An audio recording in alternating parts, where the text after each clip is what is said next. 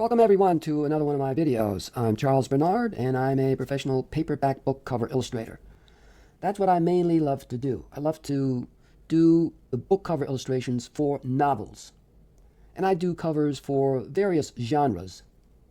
Mainly, however, for science fiction and fantasy. And I used to work where these guys used to work, at the Famous Artists Schools, which was located in Westport, Connecticut. I worked in their art department there. I worked on the magazine they had, on promotional materials that they put out, and updating their various courses, and working on new art courses that they came up with. Besides doing illustrations, I also love to make art instruction videos.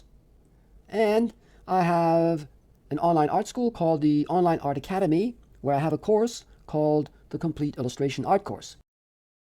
With this course, you're going to get a complete art education, and you're going to learn those all-important fundamentals through this course. In addition, I used to make the art instruction videos for the magazine called Imagine FX. And I made a lot of those videos for that magazine, and also for other magazines as well, but mainly for Imagine FX. And this video here is one of several that I made based on the original Famous Artist Schools textbooks that these illustrators put together. Each one had their own textbook. And this was an advanced course that the school offered to students. And in this video, I'm going to be showing you what is in a couple of these great original Famous Artist Schools textbooks. The kind of knowledge that you're not going to easily get anywhere else. And some of these things that are in these textbooks, you're not going to find anywhere else. So if you want to learn what is in these great textbooks, then watch this video and also all the other ones that I made on those textbooks. And I might be making even more videos on those textbooks. It all depends on whether students want to see what is in those textbooks and learn what these great illustrators knew about picture making. So if you're interested, let me know. These are the great illustrators that were the guiding faculty members for the Famous Artist Schools. And you may not be familiar with some of them, so I'll point them out to you. I'll go through this quickly. The first one here is Harold von Schmidt. He was a great Western artist. Then there is this fellow here, John Atherton. This one down here is the great Al Parker. He was a great innovator. He had all sorts of different styles, innovator in composition, had many imitators. He set the style for many magazine illustrations at the time. And this, of course, is the great Norman Rockwell, who did a lot of covers for the Saturday Evening Post. And this is another great illustrator right here. And his painting there of Samson and Delilah, his name is Ben Stahl. Then there's this fellow here, which is Peter Helk. He painted some great illustrations of racing cars. And this fellow over here with his painting is the great Austin Briggs, a master of composition, and I made a video on his textbook that he put together for the Famous Artist School. You can find a link to that video down below. Another great illustrator right here, Robert Fawcett. They called him the illustrator's illustrator. His drawings are superbly done. And then moving on to this artist right there, his name is John Whitcomb, and he painted beautiful looking women. He painted lots of movie stars. They all wanted their pictures painted by John Whitcomb, mostly women, however. Then this illustrator right here with his painting is Stephen DeHanas. He was able to make ordinary objects, like a fire hydrant, for example, look really interesting. He saw what was unique about every object that he painted, and he put that uniqueness into the painting of that object. He liked to paint objects that usually nobody pays much attention to, but he saw the beauty in those simple, ordinary, everyday objects and painted them. And then this fellow on the floor here, that is the great Albert Dorn, the highest paid illustrator of his time, and an illustrator who could paint a picture really fast. And he was the founder of the Famous Artist Schools. Then there was another illustrator that is not featured here, and his name is Fred Ludekens, who was also one of the guiding faculty members. So in all, there were 12 of these great artists that were part of the Famous Artist Schools, And each one of them, except Albert Thorne, put together their own textbook, which you see here, for the first Famous Artists School's art course.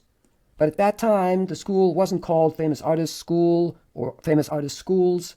It was called Institute of Commercial Art. And this was an advanced course. And I made some videos based on those textbooks, what is in them. And this video is one of those videos. What I'm going to do now is I'm going to read from this artist's textbook, the great illustrator Ben Stahl. This is extremely important for art students to know. So he writes in his book, "I believe that a painting cannot be any better than the composition which underlies it. It is the arrangement of the forms in the picture that tells the story, not the beauty of the color or the trickiness of the painting technique. Art students have a tendency to slough off this very important phase of illustration. This temptation to emphasize technique at the expense of composition is aided and abetted in their later experience as commercial artists. For years, I have been irked by the way one is expected to produce a picture. Someone says, 'Look, make me a composition, a picture of a boy and a girl on the beach. You've got a whole night to turn this out. When it comes back for the finish, you'll have 2 weeks to do the final painting. This procedure is all wrong. One should have 2 weeks to do the composition and 2 days to do the final picture.'" Ben Stahl goes on and he says, "Although composing is the most difficult phase of art, it is also the most fascinating. When you compose, you are drawing. You are drawing not just one figure, you are drawing form throughout the entire picture. As I said before, one must not be concerned with technique as such. If you do think in terms of technique, it must be to gain an overall total effect. Don't think, my pencil has a sharp point, I draw a line with it. Think in terms of mass, of forms, of bigness." Now, before I start with the art lessons, I just want to mention something. For those of you who might think that what I'm showing that is in these textbooks belongs to the past, this sort of thing isn't done anymore now. Well, it couldn't be further from the truth. If you think that, you don't yet really understand and know how pictures are made. The process that was followed to make illustrations in those days is the same process that is followed now. Nothing changes in the way of process. Also, nothing changes in the way of the principles of design. They always remain the same. What makes a good composition then makes a good composition now. There's no difference. So what you're learning in these textbooks, even though they go back many years, it doesn't matter, because what you're learning from these textbooks is what is applied to your pictures now, just as it was applied to the pictures way back then by these great illustrators. While the surface appearance of pictures changes, that is, the styles change, the principles underlying those styles never change. And it is those principles that you'll learn about through these great textbooks that all of these great illustrators put together. And you'll learn their process of working, and that process doesn't change either. The way a composition is worked out, the way a figure drawing is arrived at, that doesn't change. The way an artist works out a composition nowadays and the way a composition was worked out when these great illustrators were around is the same process. And if you're not following an orderly process and applying the principles of design and composition, and when it comes to figure drawing, anatomy and gesture and all those things involved in making really good pictures, then you're not making good pictures. So what I'm showing you in these textbooks doesn't just belong to the past. It also belongs to the present. And if you don't know that, then you need to learn that. And you'll learn it through my videos, like this one, for example, and through my complete illustration art course, as well as some of the videos that I have at my YouTube channel. I brought in a photo of Fred Ludekens, and there he is. He belongs with the rest of these great illustrators. And in this video, I'm going to show you the working process of Fred Ludekens and Robert Fawcett, how they worked out their compositions, which is a process that you can use today just as they used it way back then when they were doing their great illustrations. Before I show you what they did, I want to show you a page from this artist's textbook, who is Ben Stahl.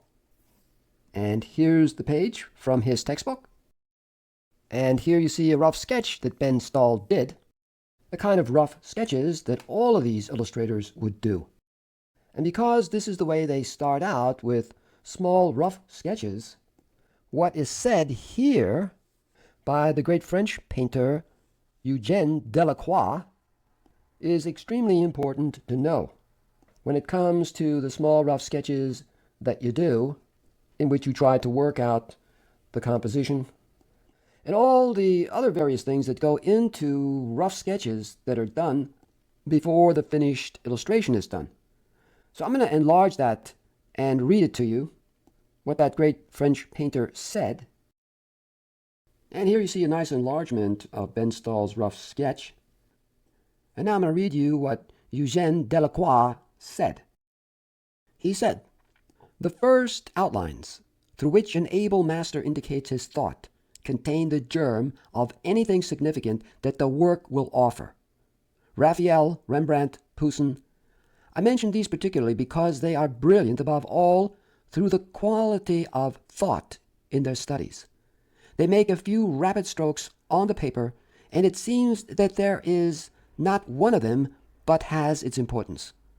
For intelligent eyes, the life of the work is ready to be seen everywhere, and nothing in the development of this theme, in appearance so vague, will depart in the least from the artist's conception. It has scarcely opened to the light, and already it is complete." Now, in the course of working out an illustration, an illustrator, like these great illustrators, they're going to be doing lots of small, quick, rough sketches. And not every one is going to contain this germ of something significant. But sometimes they do contain something really significant if those sketches are carried further. But usually in the beginning you do really quick, small thumbnail sketches, and you try out different arrangements for the composition, and they may or may not contain something really important or significant. However, usually these great illustrators, when they're working out their compositions with these kind of rough sketches, those sketches will already contain something of what Delacroix says here, the germ of something significant. That is, they are already thinking in terms of composition, of lighting, and color. But here, of course, I can't show you color because all of the pages in these textbooks are in black and white. But the illustrators would already be thinking about color and applying color design to those rough sketches. And when rough sketches are carried somewhat further, closer to what a finished illustration is going to look like, sometimes the artist will prefer the rough sketch over the finished illustration, because the rough sketch may have a looseness, a spontaneity to it, a freshness to it that is lost in the finished illustration, because the artist may have just tightened up too much in the finished illustration. And when you tighten up too much, the illustration could look dead compared to a rough sketch in which the artist worked with the kind of freedom that he didn't work with when he did the finished illustration. But that, of course, doesn't always happen. So as I'll be showing you in this video how Fred Ludekens worked and Robert Fawcett, you'll see these kind of small, quick, rough sketches that they did. And in those sketches, you'll also be able to see the kind of principles of composition and lighting, for example, and value patterns that they are already applying to those small, rough sketches. So therefore, many of them already contain that germ of anything significant, which is what you can see in this rough sketch that Ben Stahl did. Now I'm going to move on and show you how Robert Fawcett worked. What you're seeing here is a page from a textbook for the Famous Artist School art course that Robert Fawcett, who is right there, put together for the Famous Artist School. So I'm going to start off by showing you this page, and I'm going to enlarge it, and you can see what Robert Fawcett does here. He makes these really rough and scribble-like small sketches in which he works out what the composition is going to be. You see, he doesn't begin with the finished painting right away without doing this preliminary work. And so many art students, they just want to jump right in and do the finished work. They don't understand that the finished work isn't going to be any good unless you go through this process of finding the right composition that's going to express what you want to say by making a lot of these sketches. And it's not going to be the first sketch that's going to be the best one. You're going to have to do a lot of them, like you see here. And I'm sure that Robert Fawcett did even more of these rough sketches than what you see here. Some of these illustrators, they may have done 40, 50 of these before they finally found the right composition. So if you think that all you need to do is make maybe one or two and then, well, I have the right composition, it's going to be a great painting. Well, unless you're extremely lucky, it's not going to happen with one or two sketches. As you can see here, Fawcett is making a lot of them, and very quickly. That's why they're so rough. He's trying out different arrangements of the shapes, of the tones, the different value patterns. All of these things are going through his head while he's doing these little quick rough sketches. Where should I place this shape? Should I put it further up or further down? Or more to the right or to the left? Should it be centered? Or is that going to make a too static looking composition? And right here you can see he's working out some kind of value pattern. The light tone that you see here against the surrounding dark tone. He's thinking in very simple terms. Just a simple light against a dark. And this is the kind of rough sketch that's needed. You don't have to do a beautifully drawn little sketch. No, that would take way too long. And by doing little rough sketches like this, you can try out different arrangements quickly. But before you can do these kind of rough sketches, you need to know composition. So if you don't know composition, that's something you're going to have to learn. Otherwise, when you make these little rough sketches, you won't know what you're doing.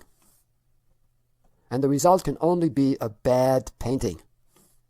So for those of you who are just interested in learning various techniques and how to render, and you're not really that interested in composition, well then, I don't see how you're ever going to be able to paint really great pictures like these great illustrators are showing you here with their beautifully done Samson and Delilah illustrations.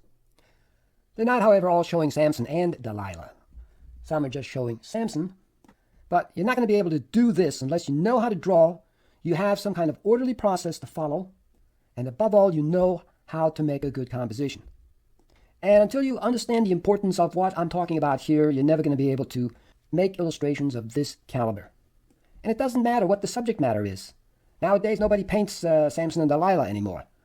So the subject could be a science fiction picture showing aliens and robots and astronauts on an alien planet, for example. A different subject, but the same principles of composition are applied that these illustrators applied to their paintings of Samson and Delilah. While the subject changes, the principles used do not change, and even the process followed does not change. Whether I'm working with the computer or whether I'm working with paint, doesn't matter. Same process is used. While some artists may have a slightly different process to others, nevertheless, the basic idea of starting simple, doing lots of compositional sketches, lots of different arrangements, different lighting, different viewpoints, and then ultimately arriving at something more complex. That process, that basic process, doesn't change. A great painting demands great composition, not just technique or rendering the different objects. That's all part of it, of course, but that's not really the most important part of picture making. The most important part is design and composition. Although when you're designing, you're composing, and when you're composing, you're designing. So those two terms are really interchangeable. So just like Fawcett, when you're working out your picture idea, start with small thumbnail sketches. They can be as small as this. You keep your idea in mind, and you search for a design theme that will communicate that idea. So let's say I want to show this canoe that I have in mind running the rapids, in danger of tipping over. The man inside is paddling furiously, trying to stay afloat. So the emotion, of course, is going to be fear, excitement, and how do I communicate that? Well, I can maybe find a design theme or a theme for design that will communicate what he is feeling, the danger of being in the rapids. So how do I do that? Well, first of all, to express the excitement that is going on, maybe these kind of lines like this, you see? They could be branches of trees in the background. Matter of fact, that's what Fawcett did here with his painting, as you'll see later on. Now, to get ideas, it's important that you look at some reference, like what you see here. These boats running the rapids. Now, looking at the reference, you might get an idea as to what the design theme could be.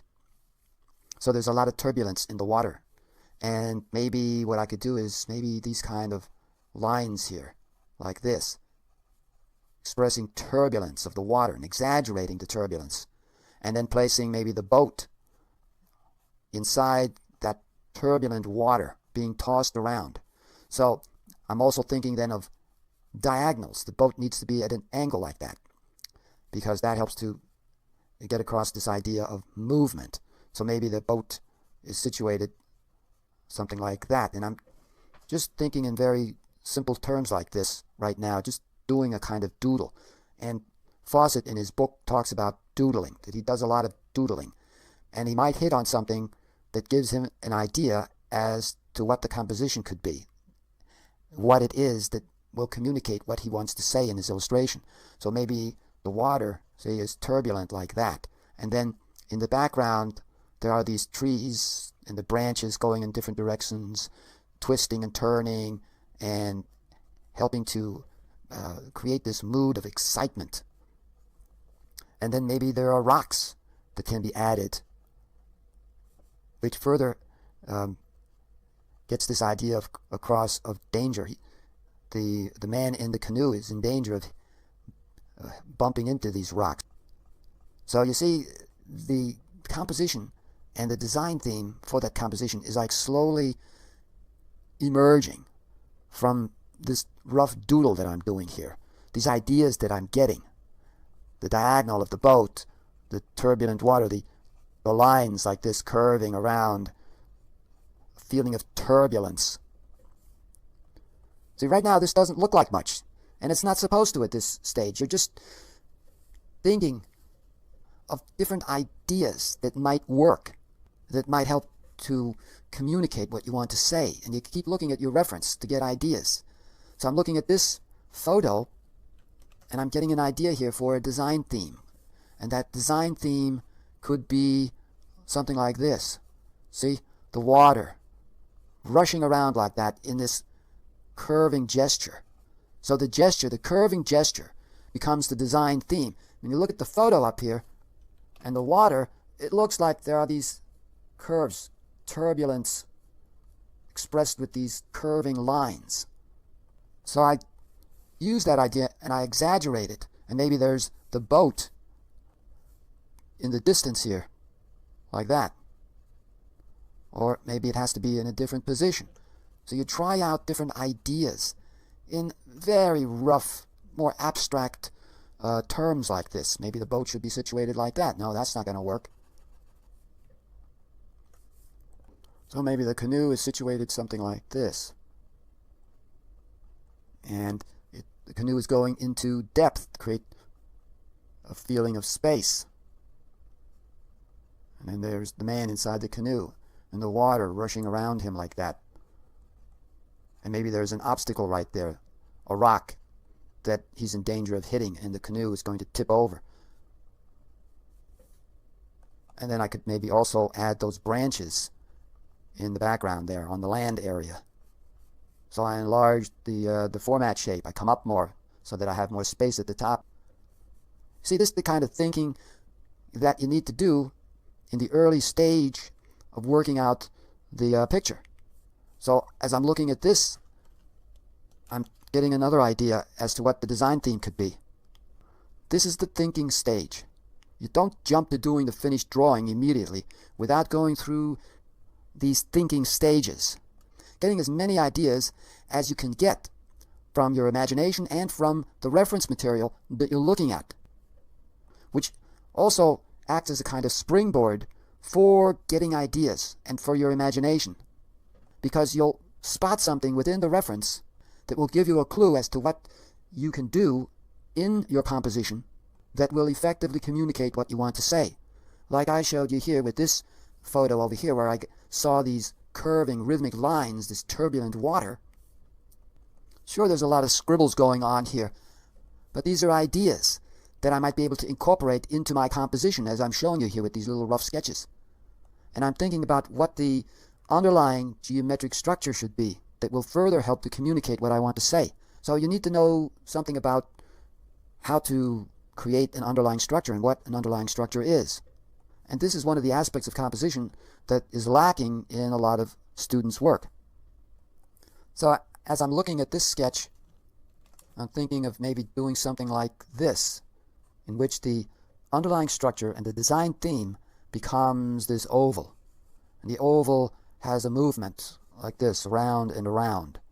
And maybe that can help to express the turbulent movement of the water around and around, and the man in the canoe is being tossed around and around. And that oval can help to express that idea or feeling. And that becomes the design theme. So a design theme can be a symbol, like the oval being a symbol for this movement around and around. It can be a gesture. You could just have a horizontal like that, or a vertical, and you repeat that in your composition. That becomes the design theme. So with the horizontal lines, maybe I could do something like this. Mountains in the background there, way back.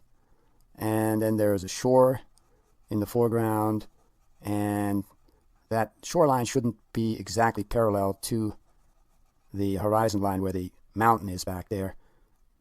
Otherwise, it's going to look too monotonous. Don't repeat the exact same horizontal. So this shoreline is a bit at an angle, but it's still horizontal.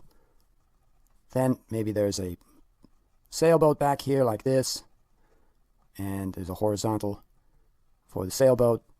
And then I could add maybe a vertical, a man standing on the shore here. I could add another horizontal. Maybe there's a dead tree right here, a fallen tree, and that makes a kind of horizontal. So I have all these horizontals, and they become the design theme. And maybe the branches, the dead branches of that tree are pointing over toward the man. So you see all these horizontals. Horizontal, another one here where the boat is, another one where the shoreline is, and another one where the dead tree is. Horizontals become the design theme. They form the dominant direction in this little rough composition. So here's just another example of the use of a design theme. And what I could do is make that sail a white tone like that. So I have the white tone against the dark. So here's just another example of the use of a design theme in which the horizontal direction becomes the design theme to express this more tranquil or serene mood or feeling. So what you need to do is you bring in more reference if you need it, like these photos that I brought in of the people in the boats, and I have a canoe over here that I can refer to, and I can get ideas from these photos. So I'm not going to do a finished drawing here, but just show you the next step, which is a larger sketch and a bit more precise. And then I have my really rough sketches up here that I refer to, and then I'm thinking of that oval, and I'm looking at the water here, and I'm thinking of what kind of lines, these lines going in different directions and curving to get that feeling of the turbulence of the water. And maybe the canoe is at an angle like you see up here. So I got that idea from that photo, but I'm looking over here to my little thumbnail sketch. Even though it's so rough, I know what's going on there. And then up here I can add those branches going in all sorts of different directions, creating a rather busy, confusing look and exciting appearance here with all these branches going all over the place.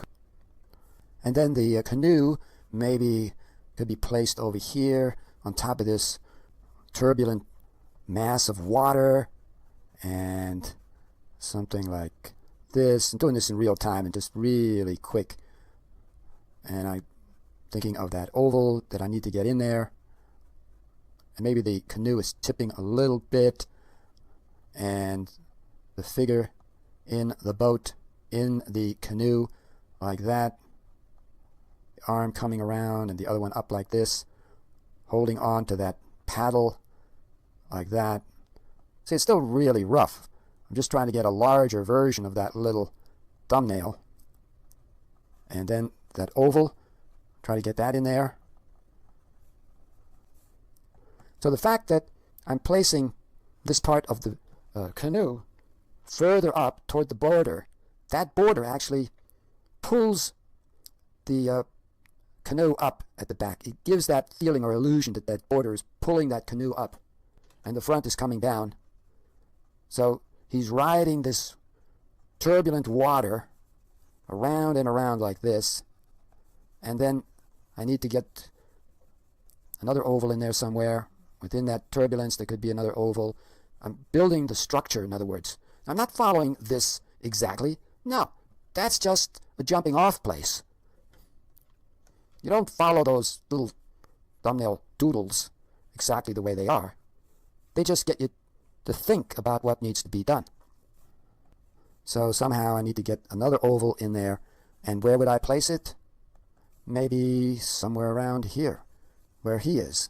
That oval could encircle him, draw the attention to him, and those branches back there, where the land area is, they could help to create that oval. You see, something like this. Still really rough.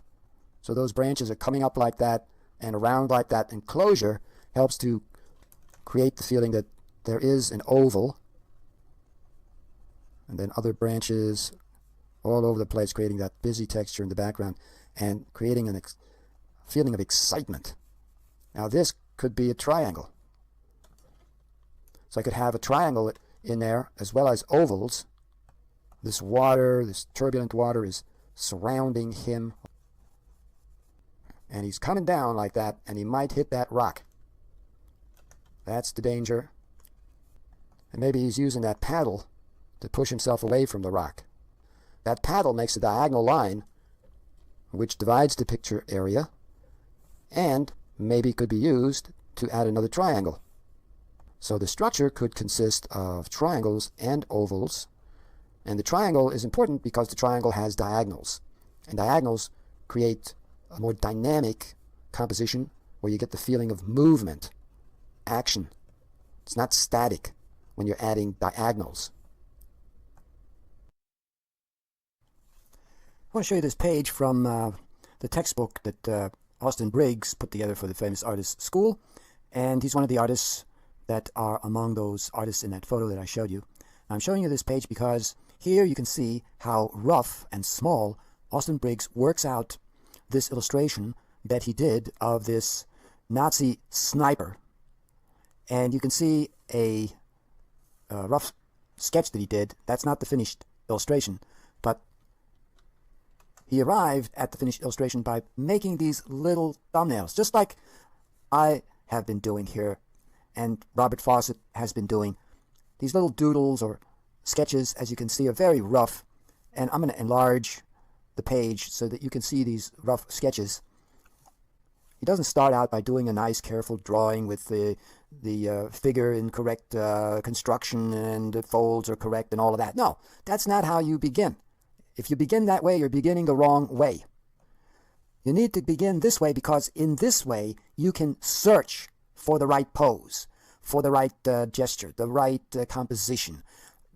All of these various things that go into the making of the picture can be started and explored in these early rough thumbnail sketches or larger sketches after you do the thumbnails. And you can see one of those thumbnails here. You see? Just a small sketch. Now they're not that rough, but they're still rough. Mine are even rougher. But you can see the number of different compositions that he works out, explores. This is the thinking stage.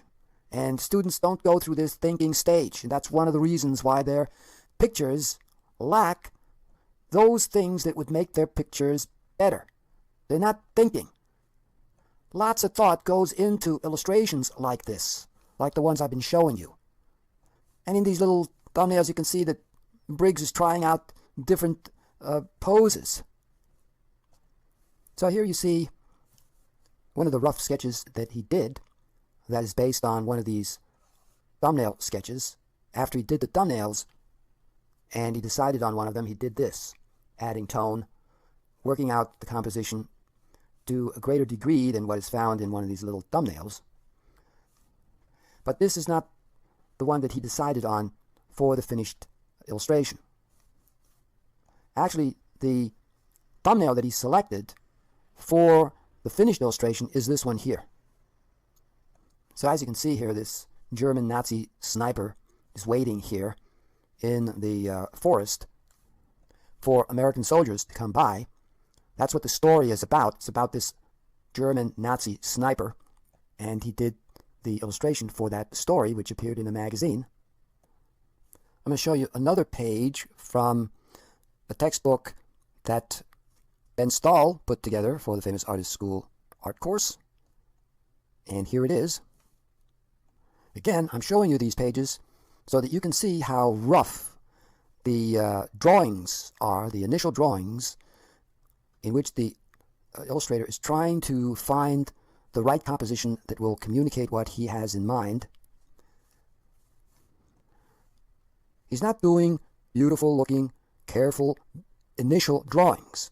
No, he's searching by making these really rough sketches, as you can see here, for the right pose, for the right arrangement of the shapes. And he's searching for a design theme. And you can see that design theme right here. These abstract wedge-like shapes, they make up the structure for the painting. And here you see a rough sketch of what that painting will look like. That's not the final painting. But in this painting, in this rough sketch here, he's incorporated these wedge-like abstract shapes. So he's already thinking in terms of structure. I'm going to enlarge this page, and here you can see how rough the drawing is. Just like what I did, very rough. No accurate depiction of the figures. No, that's not what you do in the early stages. These are the thinking stages for the composition. If you can't do this, if you don't know what you're doing in these rough sketches, then you can pretty much be sure that your finished painting is going to be lacking a lot of things that would make it a really exceptional illustration. Anything that is really good requires a lot of thought, a lot of preparatory work. You can't just jump in and do the finished painting and expect it to be a really good painting. It doesn't work that way. None of these illustrators that I'm showing you here jump into doing the finished painting right away without going through these thinking stages, these searching stages, these exploratory stages. Just look how rough this is. Just scribbles that in. But that's all he needs to know whether this arrangement of these figures is going to be good or not. And now I'm going to scroll up, and here you see that rough sketch that I pointed out to you, in which these more abstract-like triangular or wedge-like shapes, or broken lines, you could refer to them as broken lines also, have been applied to this sketch. And you can see those triangular-like shapes right here, for example. You see? There's that one, which he has right here. And then, of course, this figure has this triangle-like shape, which you see here as well. Even the man over here makes somewhat of a triangle-like shape, like that. And then right here, the edge of this sofa, that curving rhythmic line, you see right here as well. So you see, in a rough sketch like that, like what I did, very rough, he's already thinking about what the design theme is and how he can incorporate it into the picture, just like what I was doing. So now I'm going to go back to actual size. Look at this here. That sketch was done before he did this. And the composition for that sketch doesn't look very satisfying compared to this one. It just doesn't look effective. And that's because when he did that sketch, he hadn't found the design theme yet. Once he hit on the design theme, this here of course, he applied it to the next rough sketch he did, which is that. After he did this one, and when you compare that sketch with this one, doesn't this one look much better, much more visually satisfying, and more orderly?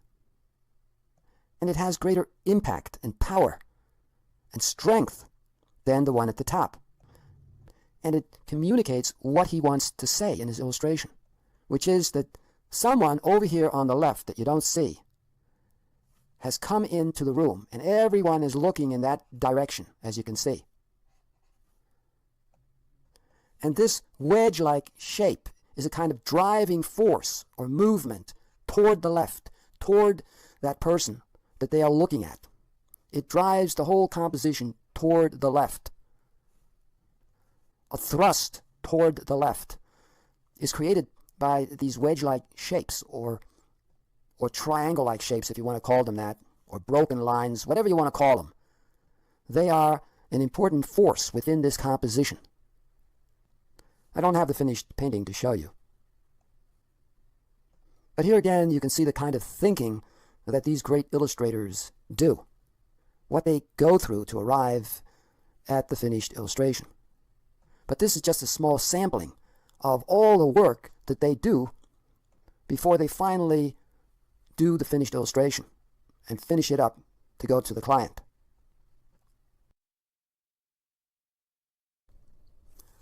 Now you might be thinking, well, this is too rough. Well, no it isn't.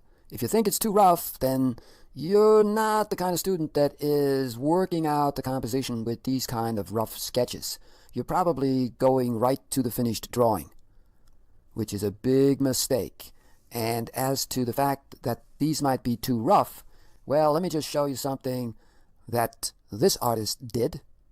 And who is this artist? Well, no other than the great Fred Ludekens, who was one of the guiding faculty members for the famous artist school, but unfortunately, he isn't in this photograph. Everyone else is, except Fred Ludekens. Now, I'm not sure why, but this page, which is from Fred Ludekens' textbook, you can see just how rough his sketches are. That is, the first initial sketches, when he's beginning to form his thoughts as to what he wants to say in his illustration and what the composition should be. So I'm going to enlarge these sketches. In this enlargement, you can see close-ups of these sketches, and just take a look how rough they are. Look at this one. I mean, he just scribbles that in, or this one, or this sketch. That's one of his first initial sketches for a wonderful illustration that he did of this wagon and these horses. And you can make out that there's a wagon here and there are horses here. And believe it or not, even in this little sketch here, the finished painting looks pretty much like what you see here in terms of the composition, the arrangement. He does place the wagon in that position and the horses in that position. So even in this early stage, he's already worked out what the general composition is. I'm going to bring in another page from Ludekens' textbook, and on this page you can see a larger sketch that he did of this little rough sketch there. So as you can see in this sketch, it's not as rough as that little one.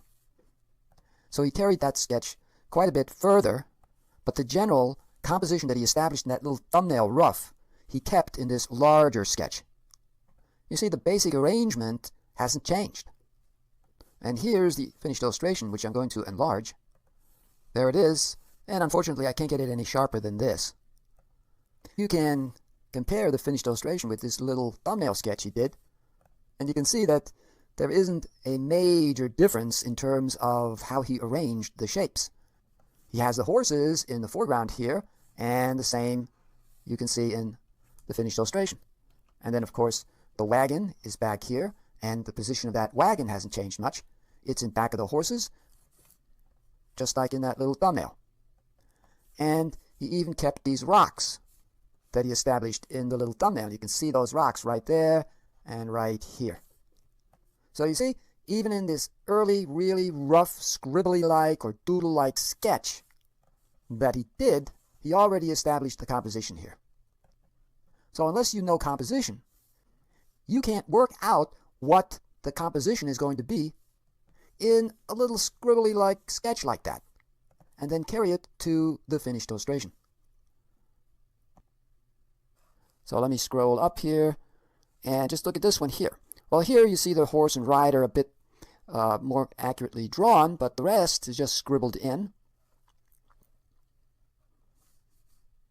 And here you see more of these doodles and little rough sketches in which he's trying to work out the pose and composition like you see here.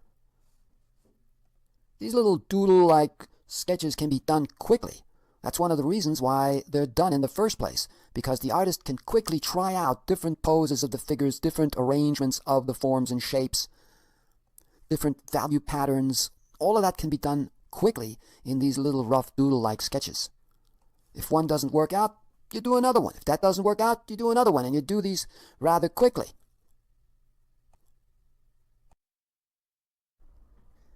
Here are a couple more pages from Fred Ludekens' textbook. And you can see here that he is searching for the right composition for a story that he's illustrating. And he starts out the way he always starts out when he is doing an illustration, which is by doing these little rough thumbnail sketches that you see here. He tries out a lot of different ideas, a lot of different compositions. He doesn't just do one sketch or two like some students might do. No, he continues to explore different possibilities, different arrangements of the shapes, different compositions, in other words, until he finds what he thinks is the most effective composition that will communicate what the story that he's illustrating is about in the most effective and powerful way.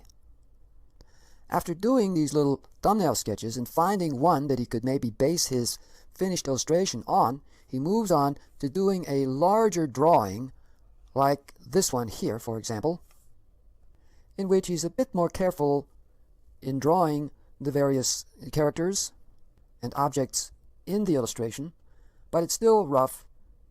It's not yet very carefully drawn. But then he moves on to the next stage in his process that he goes through, which is to do the final working drawing, as it's called, which is this one here. And that he does more carefully. When he does an illustration, he gathers reference material, as you can see here. He wants his illustrations to ring true, to have believability. So when he's drawing Western characters, like in this illustration here, he wants to see what the clothing looked like in those days, what the people looked like. He wants to gather as much information as he can, and then picks and chooses which information he wants to add to his illustration. I'm going to enlarge the page on the left so you can see these little rough thumbnails close up. He says he started out with a symbol in mind. So what is that symbol? Well, it's this noose, which of course is a symbol for hanging and death. And he used that symbol in quite a few of these little sketches, as you can see. This one, and a few more that you see here. That one, and that one. But then he needed to discard that idea because the publishers didn't want a noose appearing in the illustration. This illustration was intended for a story in a magazine, so he had to abandon that symbol, which he thought would have made a really powerful illustration. And therefore the other sketches that he did, like this one for example, and this one and that one, the noose isn't anywhere to be seen. In these little thumbnails you can see how he is searching for the right composition that is going to communicate what he wants to say, what that story that he's illustrating is about. And he's keeping composition and design in mind when doing these little rough thumbnails. He's designing the composition, in other words. Just look at the beautiful arrangement of the shapes here. So how did he arrange them? Well, for example, the figures here have been arranged according to this horizontal, with the foreground figures large, and then he adds these ovals of the noose. So the composition is so simple and very effective. This is essentially what the composition is. That's the structure, in other words, with the larger figures in the foreground. You see, he knows how to arrange the various shapes according to some kind of structure that has direction. The shapes are arranged according to a direction. What is that direction? Well, it is a horizontal. And you can see that same kind of arrangement of the shapes in this example over here. A simple structure.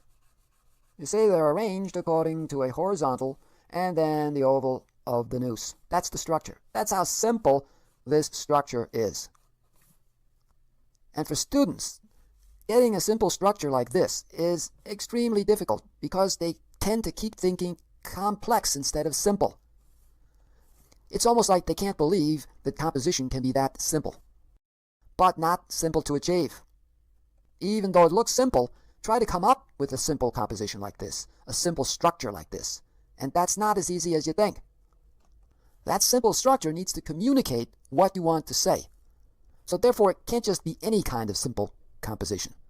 It needs to be a specific one that clearly and effectively communicates what you want to say in your illustration. And that makes it difficult to find the right simple composition. And let me scroll up, look at some of these others. Here you can see that he fills the entire page with these figures, large in size like that. Here he divides the group into two groups, but that's not going to work. The sizes are too similar. The groups are not united, not unified. It looks like two pictures instead of one. So he discarded that. You can't always see immediately what the faults are. So you do a little sketch and then all of a sudden you realize, wait a minute, I shouldn't have done this or I shouldn't have done that. And you discard that sketch and you move on to a different composition.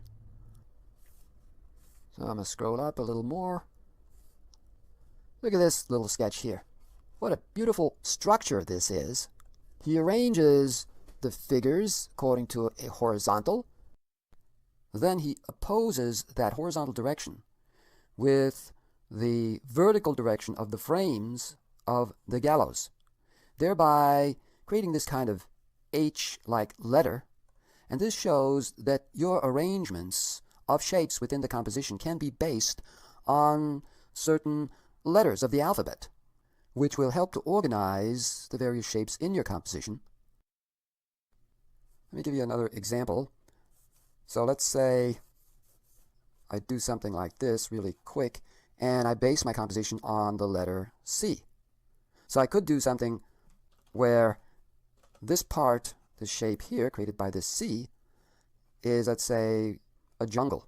And there are all these plants, these leaves, and branches like this. Really quick and rough what I'm doing here, as you can see, to get this idea of organization across. And then over here, maybe there's some kind of castle way in the distance, like that. And some mountains further back. So I've based this composition on the letter C. Well, that becomes the structure for this little picture. The letter C acts as a frame for the castle in the distance, directing your eye to the castle. For those of you who have learned something about composition, you may have heard this before, where the art instructor talks about using various letters from the alphabet to organize the shapes in the composition. But most likely what you will have seen is something like what I'm going to show you now. You might have seen the art instructor do something like this, where he creates a triangle. And then another triangle over here like this. Then he may do a rough sketch. So there's a woman here, and back here there's a man standing. And where that other triangle is back there, he may add, let's say, a little village or something like that, way back there in the distance. So there's this woman here in the foreground, the man further back, and the village is even further back. And what the artist has done, he has arranged the shapes of the figures according to this triangle shape. And the village back there also makes a triangle shape, repeating the triangle shape in the foreground. So the artist is arranging his or her shapes according to a triangle. But one of the things they never tell you is why. Why use a triangle? Why use a letter H, for example, or a letter C? Why use a circle or an oval? They don't really give a good explanation.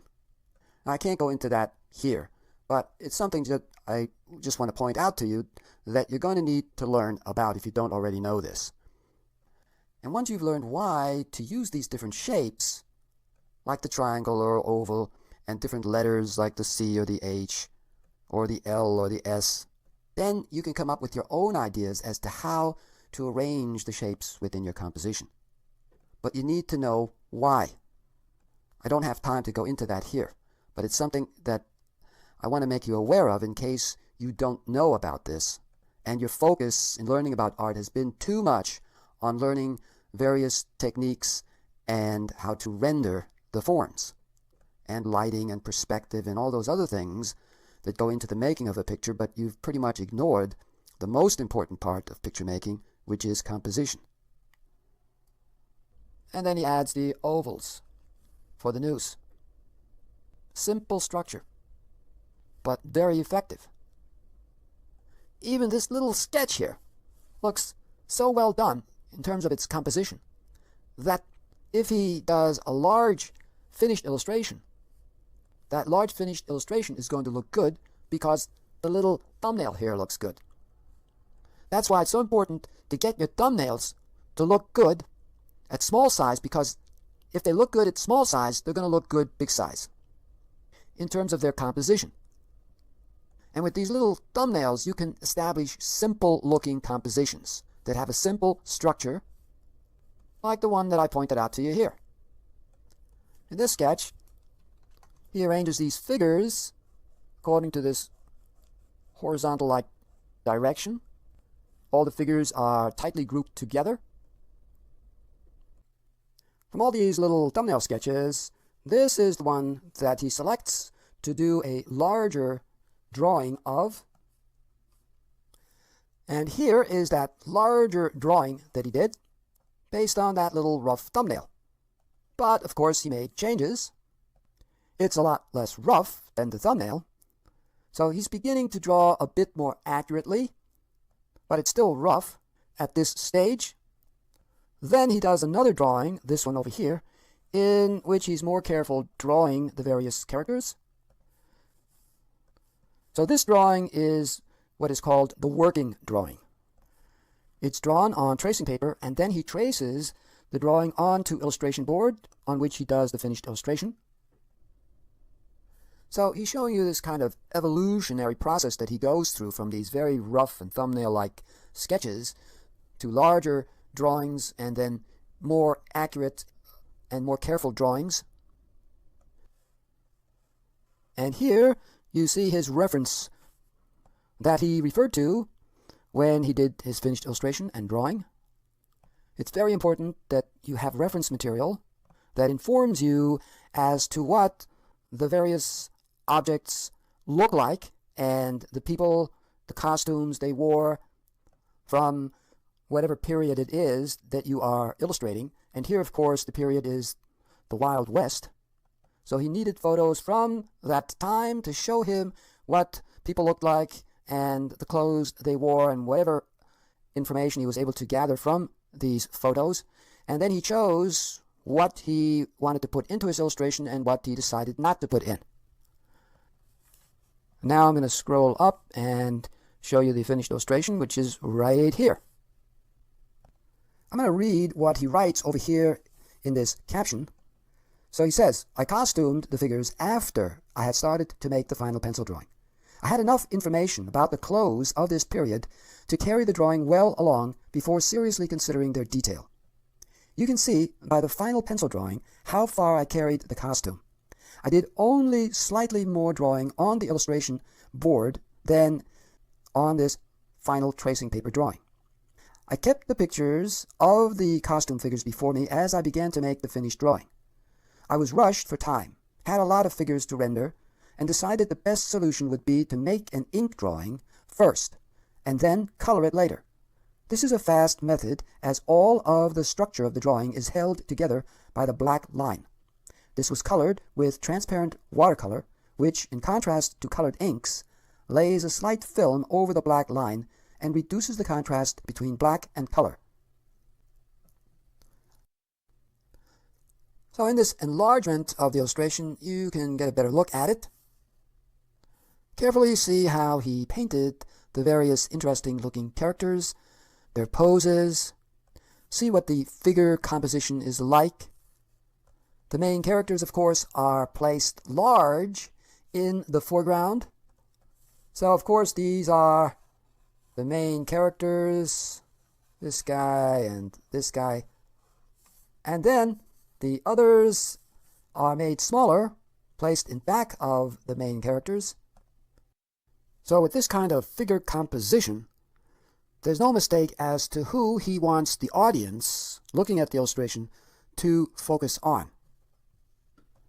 Now, I'm going to show you another page from his textbook in which you'll be able to see how he uses black to structure the drawing, which is what he mentions in his copy, that he uses black to structure the illustration.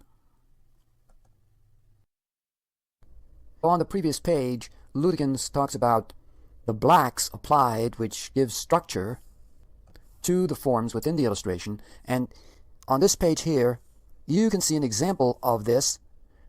Ludekens applies black everywhere where there is shadow. And by him doing that, and nothing else, you can already make out what's going on here. The blacks applied give structure and provide clarity to the illustration so that you can make out what the objects are just by the blacks applied without anything else. So when you add darks to where the shadows are in your illustration, that by itself can provide clarity and structure, which is what Ludekens is showing here in this stage of working out an illustration. And I don't have the finished illustration to show you, but this example shows what I want to focus on, so I don't really have to show you anything else.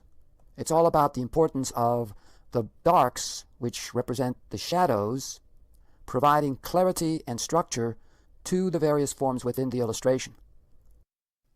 So what is the structure that these darks are creating? Well, of course, it's the structure of the human figure that you see here. Those darks applied create that structure, and also when you look at the table, those darks applied give the structure of the table. And even the hat, when you look at that, it has some darks. And because of that, you see what the structure is. It's the structure of a hat. So that is what is meant when he talks about blacks being added to give structure. It's the structure of the object to which those blacks or darks, which are the shadow, are applied.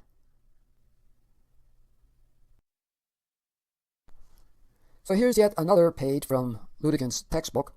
I'm showing you quite a few pages from his textbook because he is great in showing how he works out an illustration, starting with these rough thumbnail sketches, as you've seen.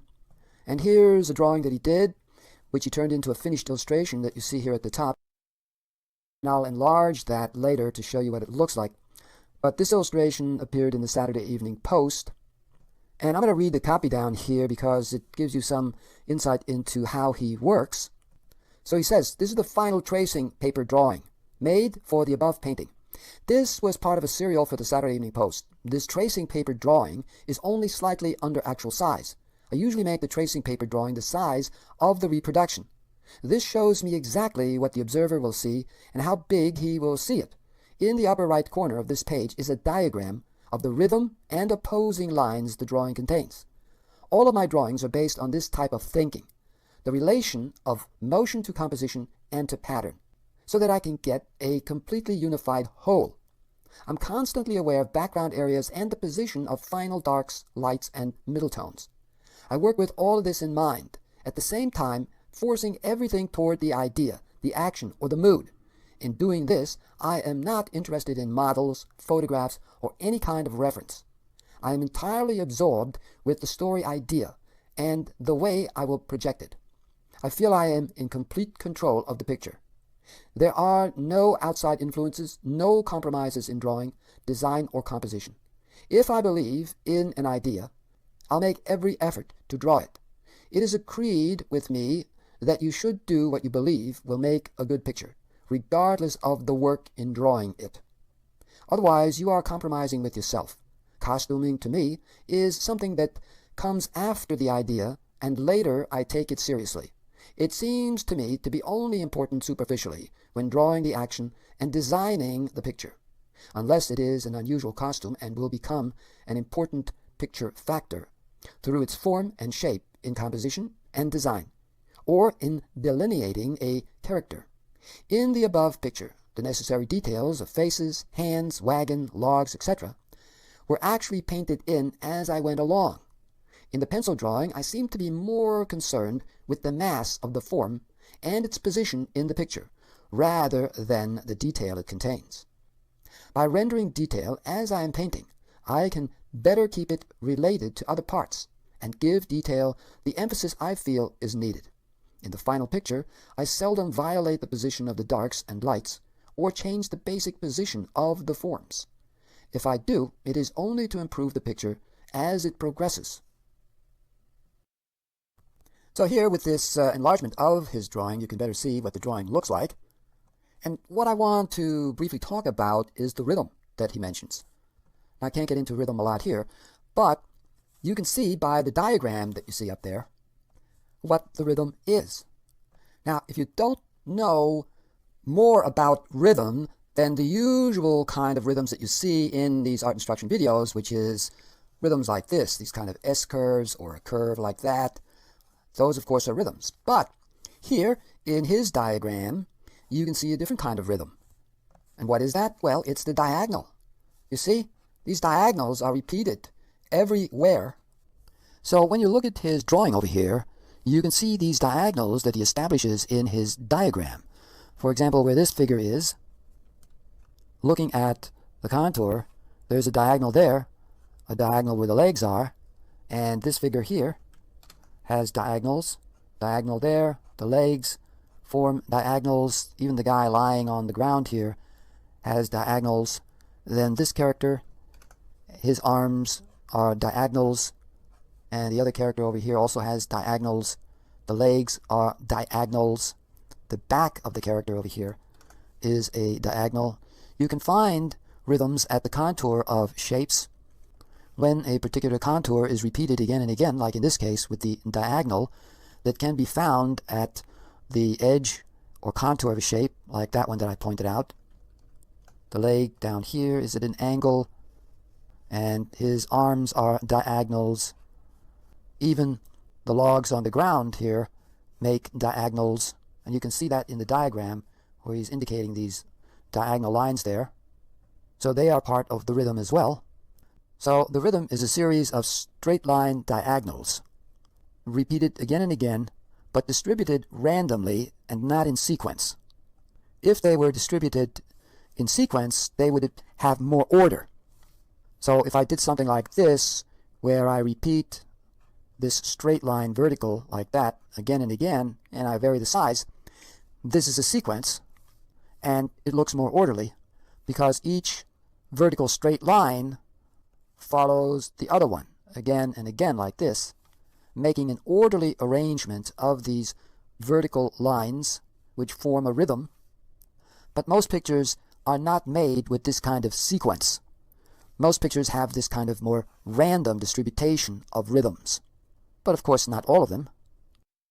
For a rhythm to be established, it needs to be repeated at least once. So let's say I have a curving rhythm. I repeat it, now I have a rhythm. If I just have one curve, that's not a rhythm. because rhythm is established through repetition. So if I only have one curve, I don't have any repetition, and therefore I cannot have a rhythm. However, rhythm is more than just repetition. It is repetition with variation.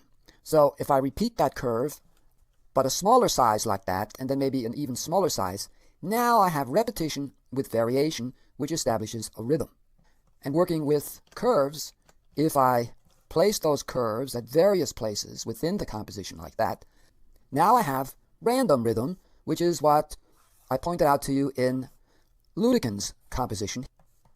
So the repetition of a straight diagonal like that can also establish a rhythm, just as the repetition of curves or curvilinear or S-curve lines like that.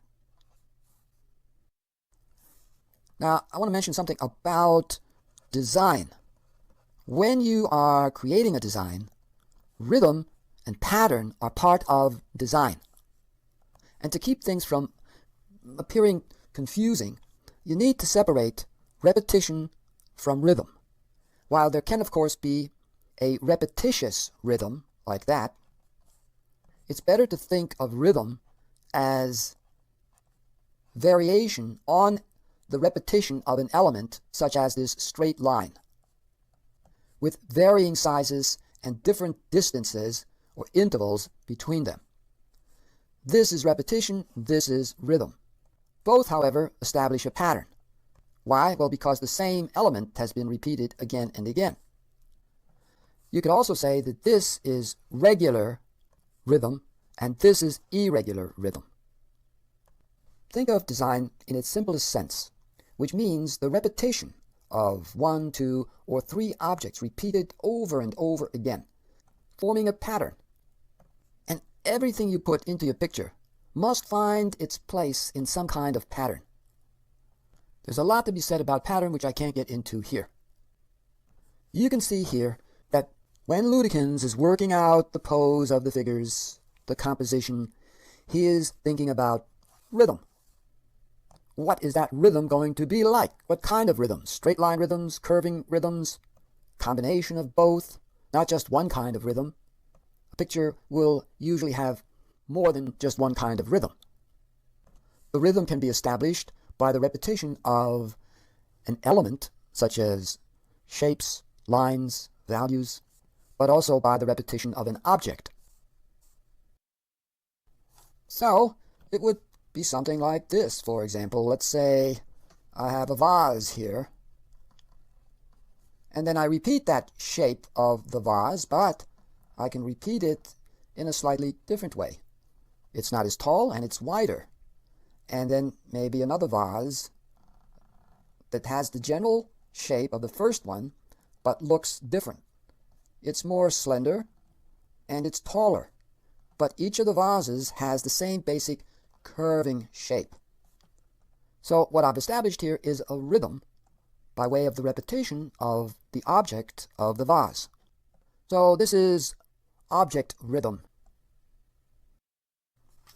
I'm going to give you another example. So let's say there's this beach. Doing this really quick. And there are these hills by the beach. And as you can see, I'm repeating those hills, thereby establishing a rhythm because of the different sizes of these hills.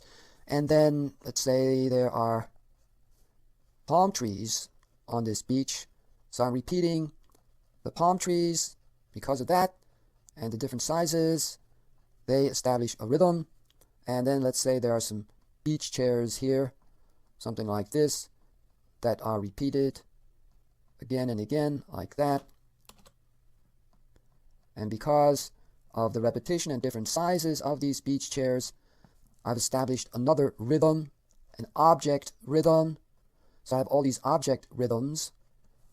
So here's how you can get rhythm into your paintings, by repeating objects with varying sizes. And here is yet another page from Fred Ludekens' textbook. Now I'm showing you a few of these pages because in his textbook he shows a lot of these rough sketches that he first does before he does the finished pencil drawing, which he then transfers to the illustration board on which he does the illustration. And here again you can see how rough he starts out, trying to find the composition that is going to communicate what he wants to say. And I'm going to enlarge these sketches. In these sketches you can see that he not only does the illustration sketch, but he does the layout as well, on which that illustration is going to appear. So he adds the title and the copy. So he draws the page, does the sketch on that page, and includes the copy and title. So he's doing the layout in addition to the illustration. Now, seeing these rough sketches, and you're a student, you might think, well, all I need to do then is just make some kind of rough sketch like this, and then after making that rough sketch, I'll do a pencil drawing that is the finished pencil drawing that I'm going to then transfer to my illustration board if you're working with traditional media, and then you do your illustration. Well, unless you know composition, these little sketches that you're going to be doing aren't really going to help you, because even at this early stage, the artist is already applying the knowledge he or she has about picture making.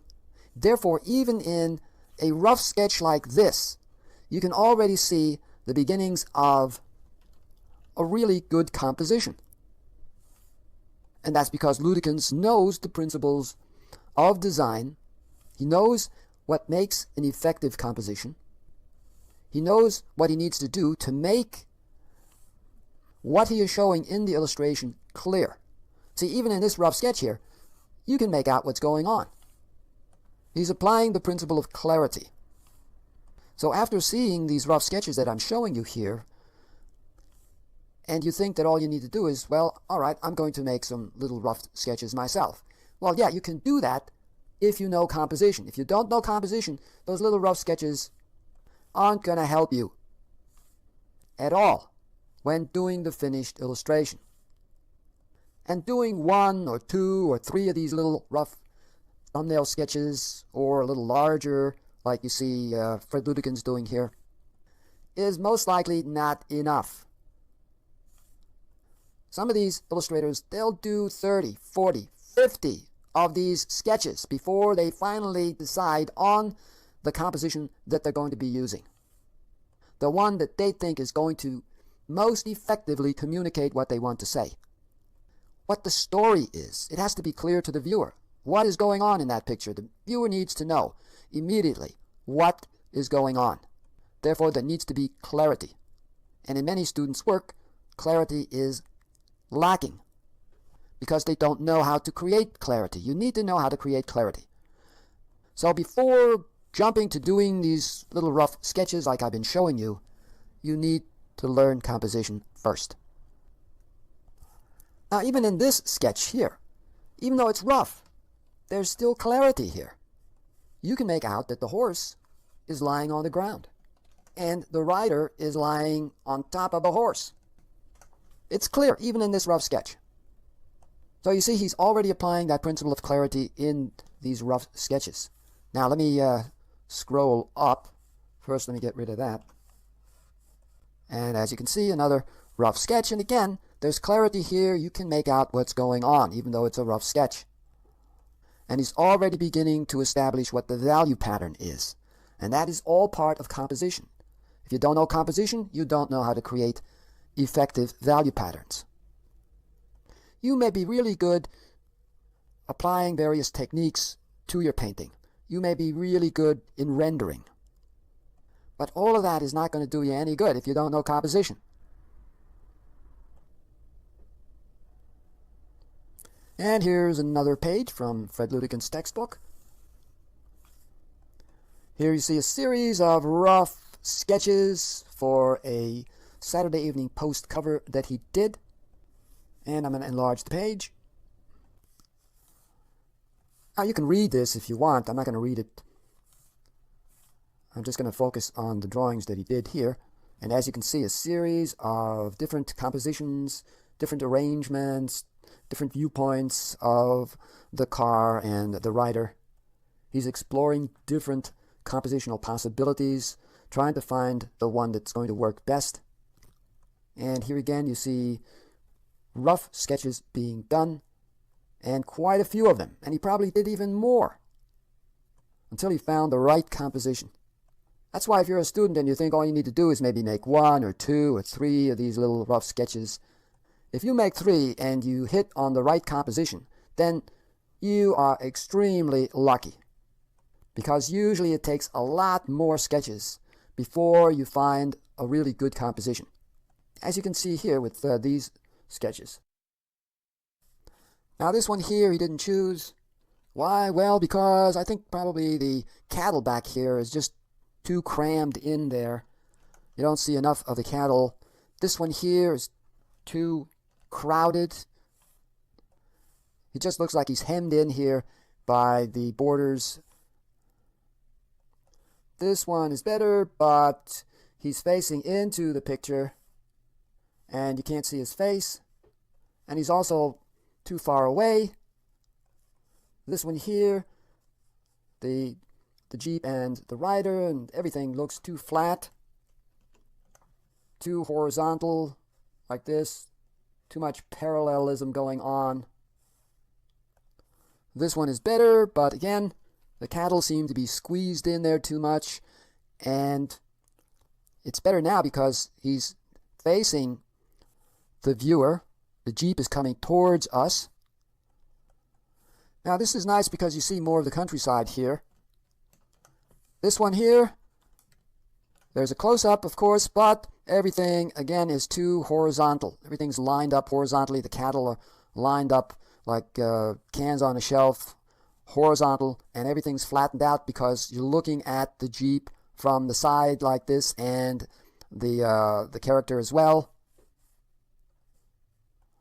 In this one, the Jeep is closer to us, but it's facing away from us. It's going into the picture, and this is not clear as to what that is. And now moving on to the last sketch here. In this sketch, I can see that the Jeep is gaining too much importance.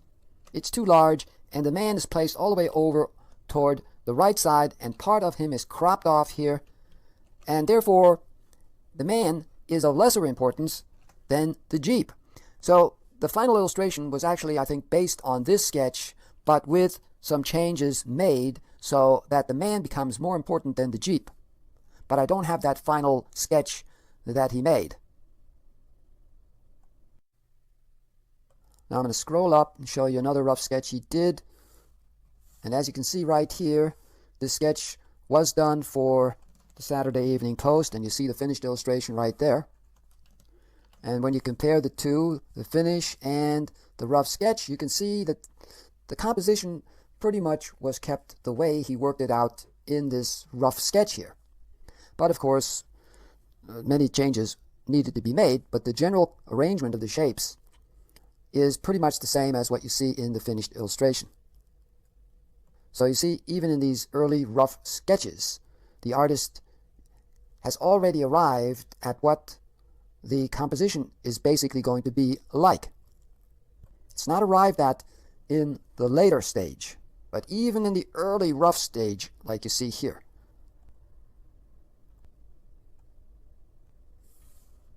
And here's another page from Fred Ludekens' textbook. And again, you see these rough sketches he did. That's how he always starts out. So here's an enlargement of those sketches, and you can see these are really rough. But even though they're very rough, he's already working out effective-looking compositions. He already knows which shapes should be larger, which should be smaller, which should be darker, which should be lighter, where they need to be positioned. Like with this sketch, you get the feeling of distance and depth here. So the sketches are kept more abstract. The focus is mainly on the larger masses of tone, but he also adds some detail. You look here, see the little shapes? And here, that's detail that he's adding. But then, when you look here, you see these big masses of tone. That's what he's concerned with here, these silhouettes. And here's some detail, though, that he introduces into those big masses and small masses of tone. And he places the figures large in the foreground here and these smaller. And by doing that, he knows he's creating a feeling of depth, perspective, distance. You see, if you don't know these things, then you can't do these kind of rough sketches, in which the rough sketches like this look like it's a good composition, even in this early rough stage. The germ of the finished illustration is already here.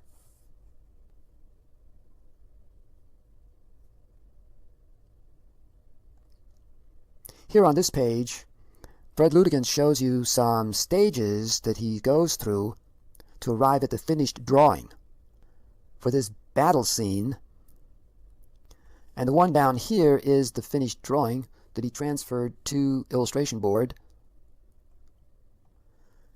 Here you see a nice close-up of one of the stages of doing the finished drawing. And now I'm going to scroll up and show you the finished drawing, a nice large close-up of the finished drawing. Now it's not highly detailed and very tightly drawn. He leaves out quite a bit, which he then later, when he does the finished illustration, puts in. So in this really large close-up of the horse, you can see that the finished drawing looks a little sketchy. It's not very precisely and accurately and tightly drawn. No, that's not the way his finished drawings look. And this is the finished illustration here. And you can see that there are a lot of things that he added later. Lots of details were added later on. So many of those details were left out in the finished drawing, but added when he was doing the finished painting. And he continued to make changes to the finished drawing in the finished illustration while he was painting. So when you compare the finished drawing here, like for example over here, this rider, to the finished illustration, you can see that he added the bow and arrow over here. Then looking at this rider over here, his hat for example, in the finished illustration, you can see the detail, that line pattern that he added to the helmet. And he added the bow and arrow that you don't see in the finished drawing over here. In the drawing, there are no reins on the horse, but in the finished illustration, you can see the reins on the horse right there. When you compare the illustration with the finished drawing, you'll see a lot of things that were added in the illustration and various things changed in the illustration from the finished drawing. So he didn't follow the finished drawing religiously. And you'll notice that it's a vignette. It's on a white background. And here we are back again to Robert Fawcett's rough thumbnail sketches. This is the thumbnail he selects. So the next step in this process is to make a larger and more accurate rough sketch based on this thumbnail, which is what I'm going to show you now. And here it is. And I think I'm also going to bring in that little thumbnail and place it at the top so you can compare that thumbnail to this rough sketch he did. This may look almost like a finished painting, but he doesn't consider this a finished painting. He made a number of additional changes, which I'll show you later when I show you the finished illustration. This rough sketch that he did, in my opinion, is better than some illustrators' finished art. One of the things he added in this sketch is the tree, which acts as an obstacle to the canoes and makes this canoe trip more dangerous because they could bump into one of these dead trees in the water. So that's one thing he changed, which you don't see here in the thumbnail sketch. There's no tree there. So various additional changes are made, of course, in this larger version. He also changed the position of the second canoe. When you look at the thumbnail, that canoe is angled more, while this one is coming more toward us. Now I'm going to show you the finished illustration, and it is in color. And what a beauty this is. Here you see Fawcett's superb technical skill and knowledge of picture making at work. One of the things he has changed in this finished illustration is the background here. He's added a lot more background than what appears in this rough sketch here. As you can see, there's less background here than there is in the finished illustration. This background, with all these twisting and meandering branches all over the place, creating this busy texture, which creates a rather agitated feeling or mood, reflects the more agitated and fearful emotions that this central character must be feeling. Now, how do we know that it is about this character and what he is feeling?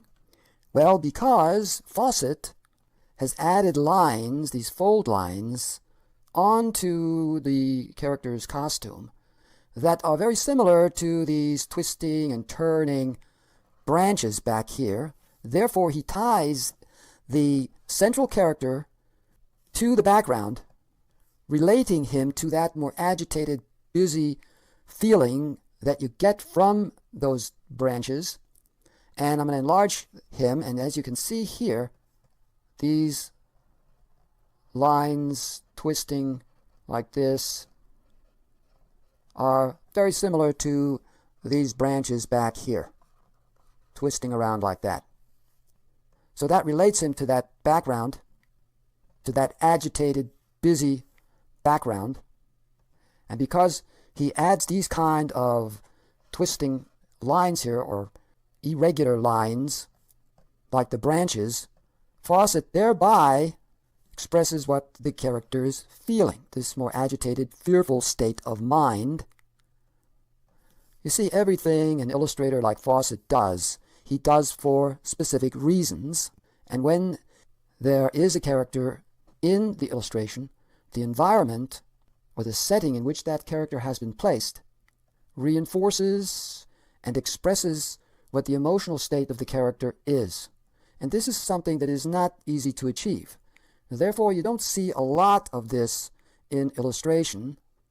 You need this kind of knowledge, which Fawcett had, on how to communicate what a character or characters are feeling.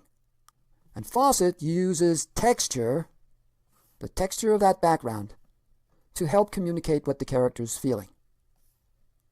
I think this is a brilliantly done illustration, and not something that you're going to get from every illustrator.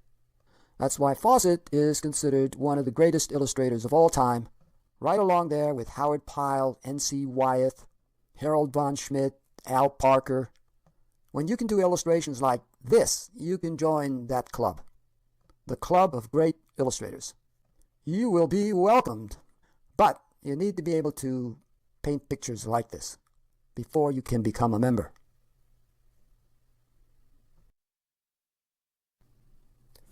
So moving on now to another page from that textbook, and as you can see at the top here, it says The Alamo. Robert Fawcett was commissioned to do an illustration of the battle at the Alamo, and right here on the right side, you see some of the reference material that he referred to for this illustration. So you see the front of the Alamo right there,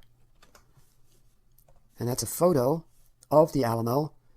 He also consulted some paintings. He did quite a bit of research on the Alamo. So you don't just jump into doing the finished painting without first doing research. This is not the painting that he did, although he did do this one at an earlier time, and he wasn't too satisfied with this painting of the Alamo battle. Now he was commissioned to do another Alamo illustration, but this time he took a completely different approach. In this painting, one thing he did like was the architectural quality of the composition, which he said. But he wasn't happy with other aspects of this painting. Now, Fawcett came across an old painting that was done of the battle at the Alamo, which is this. And of course, you can't really make out what's going on here because it's too blurry, but I can't get it any sharper than that. And that painting proved to be very valuable to him for certain information that he needed about the Alamo and the battle there. Fawcett also referred to movie stills of movies that were done about the battle at the Alamo. And then notes were also taken that you can see right here. So he gathered a lot of reference before he even began to do rough sketches, which is what I'm going to show you now. And here you see these rough sketches. Now, you see 5 here, but he probably did even more, but only 5 are shown in the textbook. And again, like the previous rough sketches that I showed you of that canoe illustration, he's doing these quick, small, rough sketches to work out what the composition is going to be.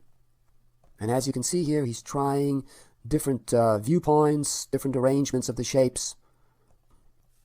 I'm going to enlarge the first one here. And here it is.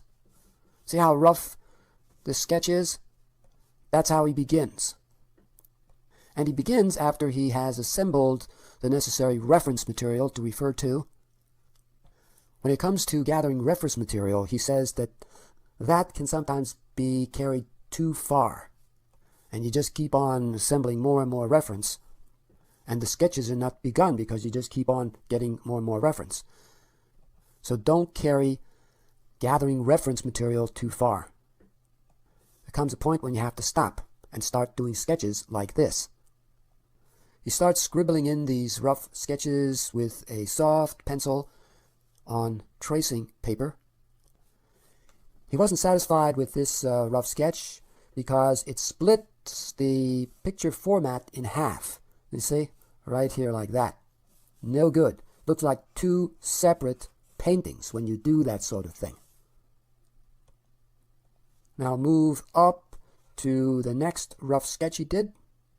And you can see quite a difference. Here, he shows the scene from the top, from the rooftop in sketch 1 over here. But then he switches, as you can see here, and he's not on the rooftop anymore. Now he's in front of the Alamo, which you see right there. And then, of course, right here you see the battle. In this second attempt, he was after a panorama that he wanted to show.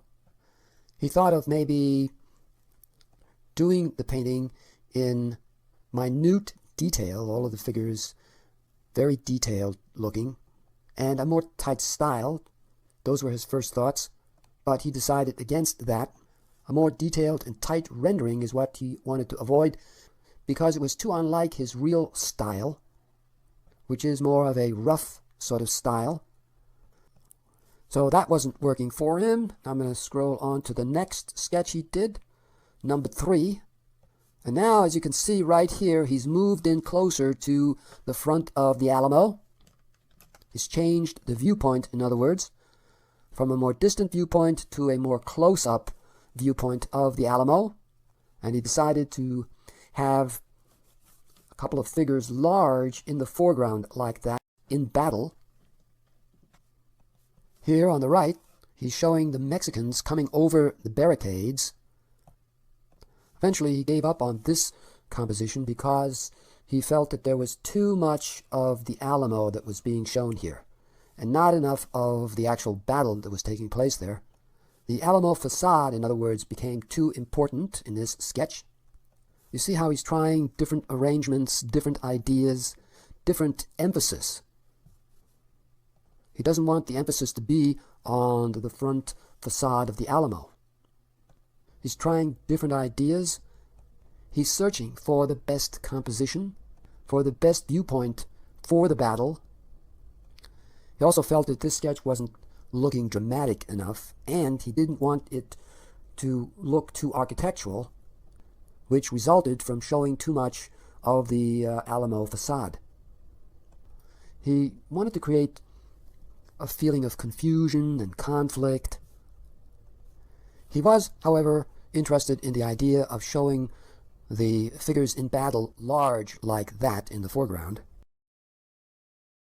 So he kept that idea. Now I'm going to move on to the next sketch he did, number 4. And you can see in sketch number 4 that he has kept that idea of showing the figures large like that in the foreground. He shows less of the facade of the Alamo over here. Thereby, it's no longer as important as it was in sketch 3. He felt that with this sketch, he was on the right track. Now moving on to the next sketch, which is number 5. And here he feels that things are beginning to gel. The viewpoint that he selects here gives him the greatest scope, and the Mexican soldiers become dominant in this sketch, and you can see him right there. The Mexican army outnumbered the defenders of the Alamo, and Fawcett wanted to show that, so he shows more of the Mexicans than the defenders of the Alamo. Fawcett is trying to be as truthful as he can in the drawing and in the finished painting, of course. He shows a large Mexican soldier here with a bayonet. He shows the Texas flag flying right there. The scene takes place outside of the walls of the Alamo. Fawcett says he wants to show within that area that the defenders of the Alamo were being forced back into the Alamo by the Mexicans. The battle wasn't going well for them, so they had to retreat back into the fortress.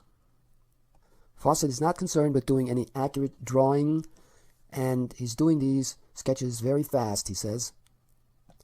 Fawcett says that most of his creative thinking takes place in this early, rough sketch stage.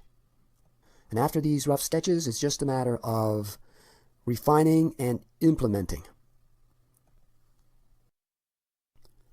After Fawcett decides which one of those rough sketches he's going to use for his painting, he then moves on to doing a more careful pencil drawing on tracing paper, which you see here. And the rough sketch that he decided to use is this one, with some changes that he made, of course. Like he didn't use one of the Mexican soldiers large in the foreground like that. Rather, he decided to use one of the defenders of the Alamo large in the foreground, as you'll see.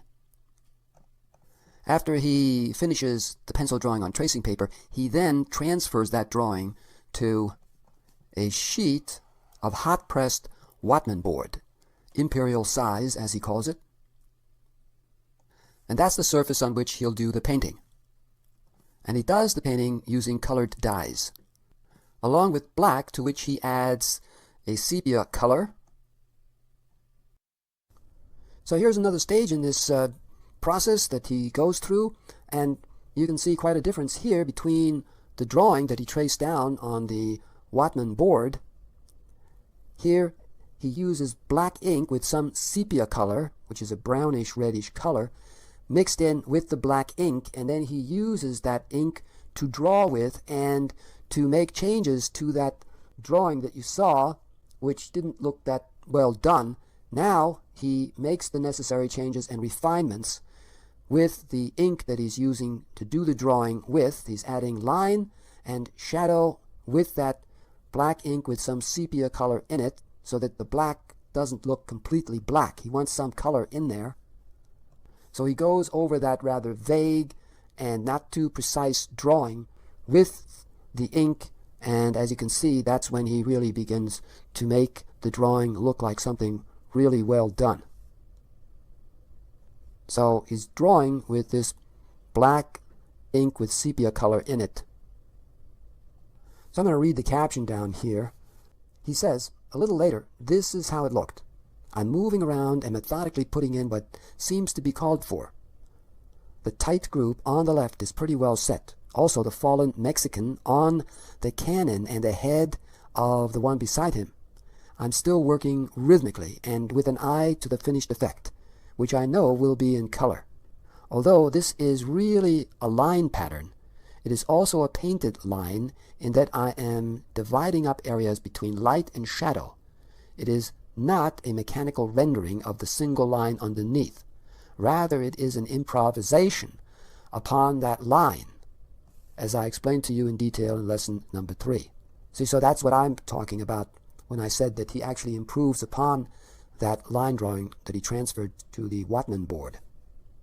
He's improvising as he is drawing over that line drawing with the ink, making changes where changes are needed in order to improve the drawing.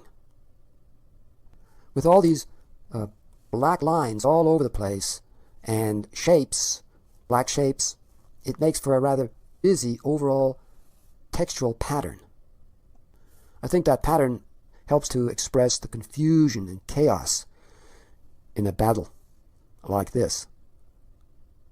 That kind of busyness is actually needed. So here's the figure that he uses in the foreground, replacing the Mexican soldier. And you can see very clearly in this example how he's using black ink to draw the various objects with. And it's almost like he's sculpting the figures. And the brush strokes that he's using look like he just puts that stroke down once, and he doesn't keep going over the stroke like this. By just adding the brush stroke once, it gives a spontaneity and freshness to the drawing that it wouldn't have if he kept going over a stroke, trying to make it better, refine it. He's such a master that all it takes is one stroke like that to get what he wants. Students will have a tendency to keep going over the same stroke again and again, thereby weakening it, and it just looks amateurish. It looks like the person that made that stroke doesn't really know what they're doing. It's not made with the confidence of a master like Fawcett. He's confident that every stroke he makes is exactly what he wants. Just look at the extraordinary foreshortening that's going on the head here. And it looks like he's making the head a little bit smaller than it would actually be, so it's a little out of proportion, I think. Why does he do that? Well, because it gives a feeling of greater height. You're looking from below up, and by making the head a little bit smaller, you get a greater feeling of height, of distance, of this looming figure in the foreground. So here again you see Fawcett's drawing of this battle scene of the Alamo. However, as you can see, the lines are very faint, so you can't really see what this actually looks like. But you can make out certain things, like the character here, even though the lines are very faint. So what I'm going to do is I'm going to enlarge that character, and here he is. But you can see the rest of the drawing, you can't make out much what's going on there.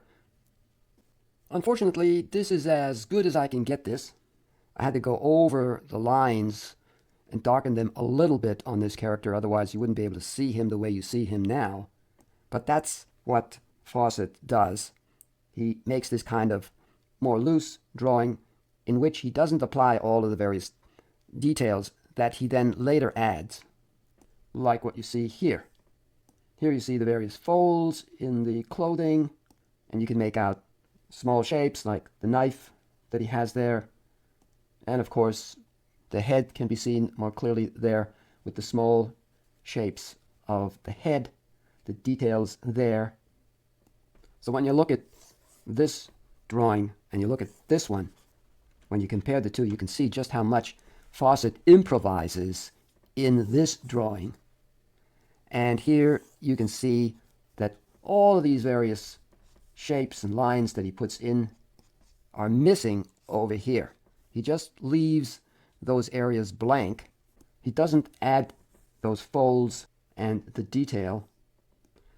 So that's about as far as he carries his working drawing, the final drawing, and then he starts going in there with black that has some sepia in it, and he then quickly adds the various strokes like this for the folds and the details, the nose, the eye, the beard.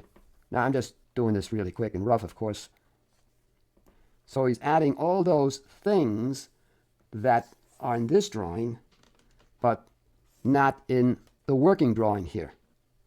And then he draws the knife more carefully, makes it look a bit more exact, but not too tight, because his style is a more loose and rough style, as you can see here in this drawing. I think this is a good way of working.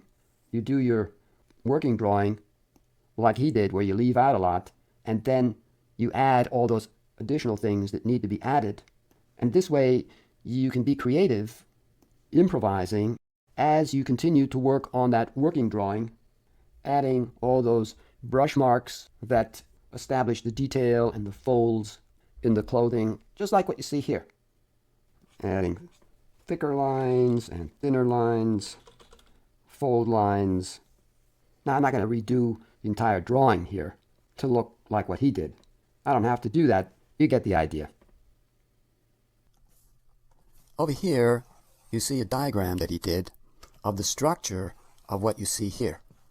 And that structure is what he's showing in the diagram, this pyramid-like shape.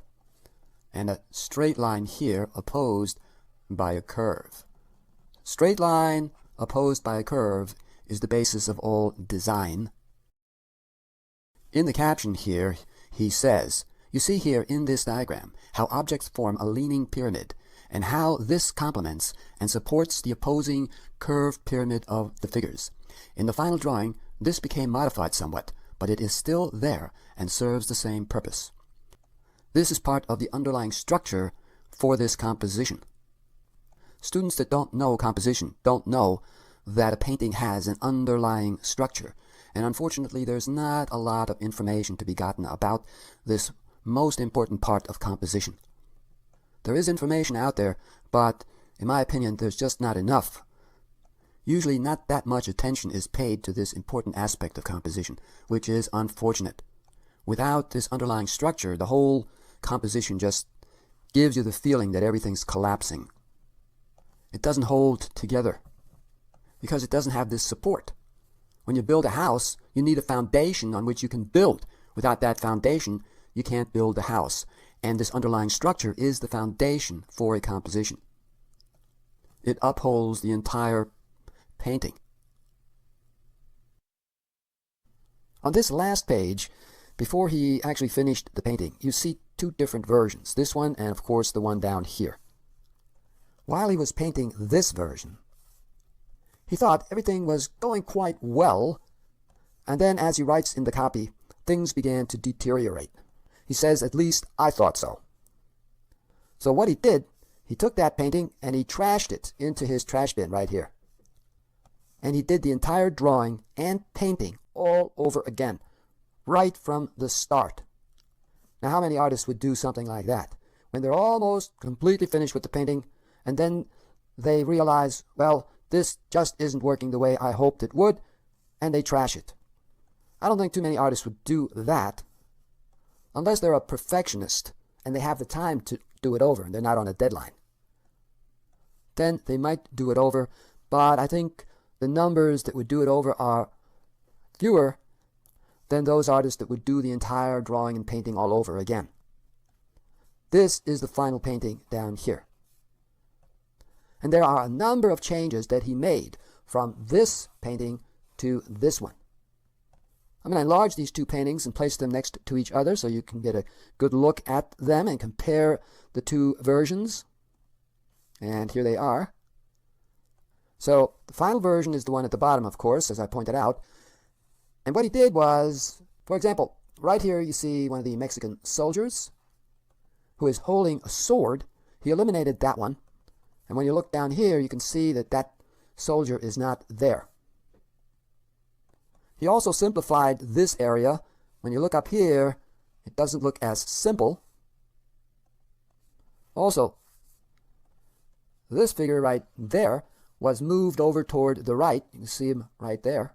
See how he moved him over? So that he's framed by the entrance. This figure that you see there, although it looks more like just a head, he removed that and replaced him with one of the Mexican soldiers right there. Then over here, this is one of the Mexican soldiers with the butt of the rifle that you see at the top. He clarified that area there. So when you look down here, you don't see the butt of the rifle over here. You eliminated that. And now the soldier can be seen more clearly right there. He made a change in the ropes over here. So as you can see, that looks different. And the same goes for the ropes over here. He eliminated one rope, that one there, and you can see that down here.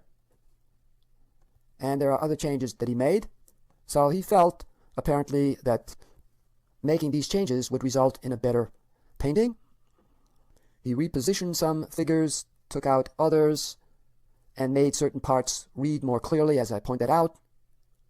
This artist wouldn't settle for anything less than what he thought the painting needed in order to make it the very best painting that he could possibly do. And he didn't hesitate in doing what needed to be done. The mark of a real artist.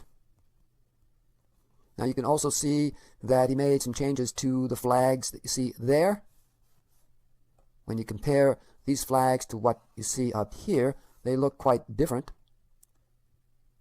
There's also a stronger contrast of light and shadow on the figure here. When you compare it to that figure, the part that is in the light is darker in that version than it is in this one. So he simplified that light and shadow pattern. And here's the finished color painting. Now it was done not just with dyes, but also with colored inks, a combination of both.